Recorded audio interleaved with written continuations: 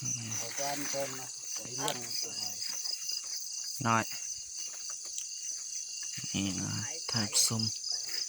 นี่ก็ประมาณ7 โมงแล้วนะบักแมงน้อยๆนี่ยังบ่นอนมันก็ยังหากินอยู่มันกิน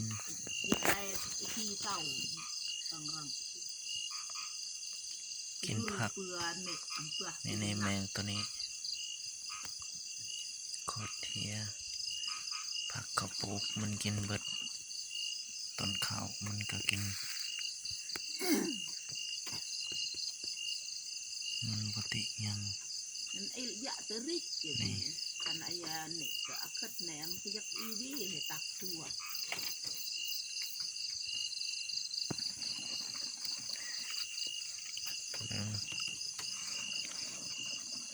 มาเป็นพี่น้องเลยท้องใหญ่อึ้งตึง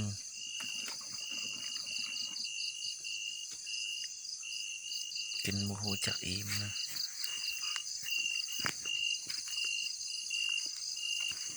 มึงอันนี้เกี้ยงมันเห็ดโอ้พระเจ้า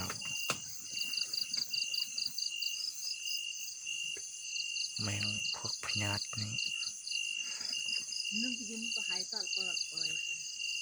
นี่บ่ฮู้จักนอน7 โมงแล้วยังบ่นอนอีก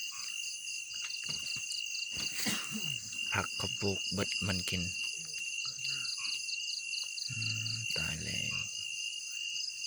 บ่ฮู้ซื้อมันบ่จักสิเอิ้นมันแมงเอียงมันบักแมงกินบ่ฮู้จักอิ่มเหี้ยนี่